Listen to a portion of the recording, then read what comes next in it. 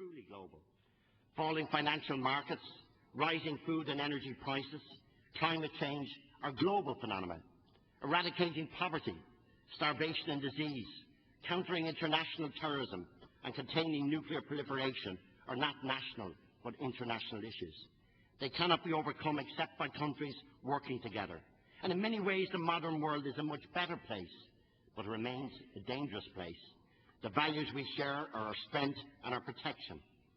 40 years ago, the threat of nuclear war hung over the world. Not least to the wisdom of Americans' leaders at crucial moments, we no longer live every day under that shadow. Ireland was at the forefront of efforts at the time to agree the Nuclear Non-Proliferation Treaty. Today there are new possibilities for mass devastation. The need for concerted international action to prevent the proliferation of nuclear weapons technology is no less urgent now than it has been in the past. Madam Speaker, in Ireland today, we are looking out from our shores more than ever before, no longer with thoughts of exile, but to be part of the world, connected to it, contributing to it, learning from it. The long and proud tradition of Irish missionaries, of teachers and nurses and doctors working around the globe to combat poverty, hunger and disease continues today. For us, famine and oppression are not tragedies that could only happen elsewhere. They happen to us at a sad time in our history. They happen to us and to those who fled here and helped build America, and to the many who did not survive that fateful journey across the ocean. And for that, more than any other reason, we recognise our obligation to share what we have with the poor of the world.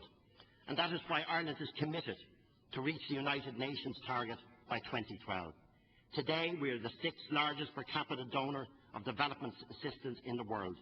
And the strength of our efforts to tackle poverty, to cure disease and to feed the hungry in the developing world is a measure of our common humanity. At this moment in our history, the common humanity is being tested in parts of the continent of Africa, in countries like Sudan and Chad, where lives have been lost at a terrible scale, where countless families have been driven from their homes, where conflict threatens the whole region with chaos and destruction. Today, Irish soldiers are in Chad as part of a United Nations mandated force, led by an Irish officer, protecting hundreds of thousands of refugees fleeing from conflict in that country and in neighbouring Darfur.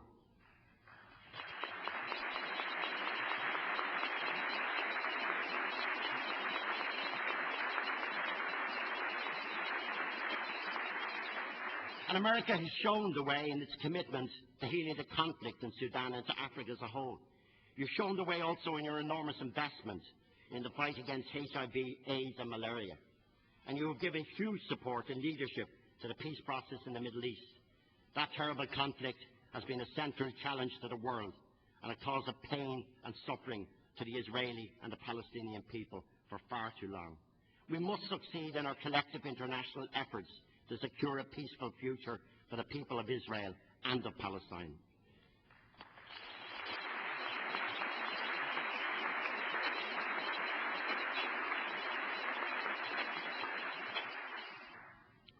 Madam Speaker, this year in Ireland we're concentrating and celebrating on the 10th anniversary of the Good Friday Agreement.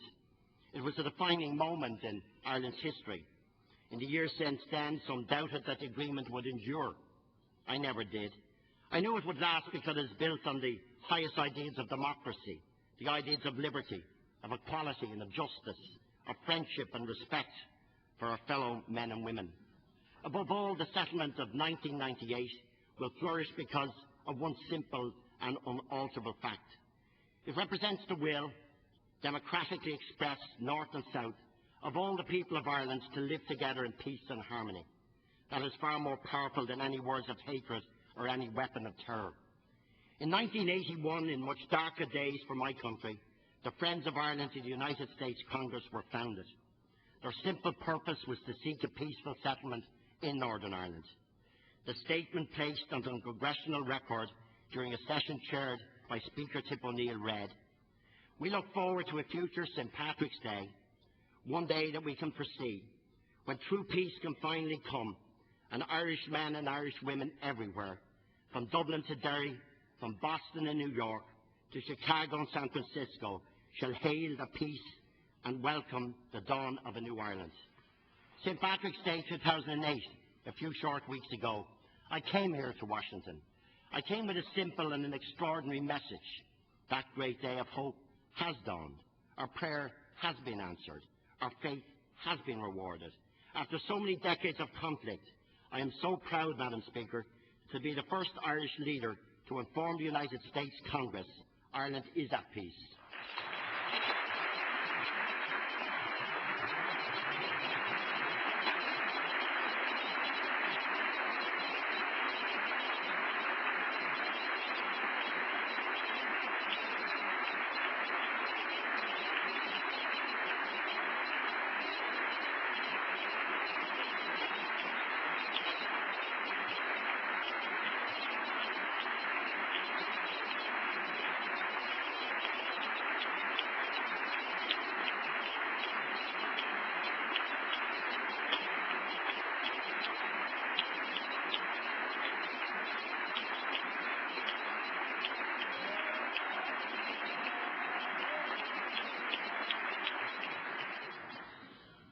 Madam Speaker, our dream and the dream of all the friends of Ireland in America and across the world has come true. To you, to your predecessors, and to all of the American leaders from both sides of the aisle who have travelled with us, we offer our heartfelt gratitude. We also recognise the steadfast support of President Bush, of President Clinton, their administrations, their envoys, and of their predecessors, and of course, for us, the great Senator George Mitchell.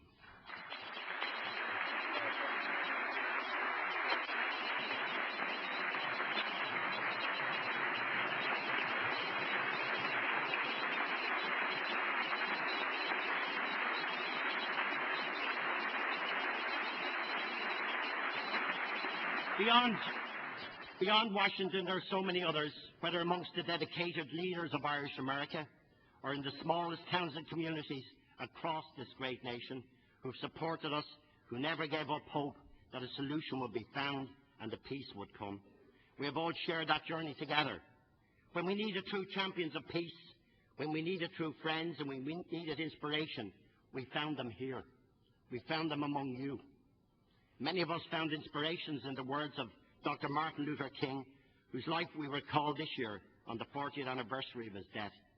We believe, to borrow Dr. King's immortal phrase, that we would be able to transform the jangling discords into a beautiful symphony of brotherhood.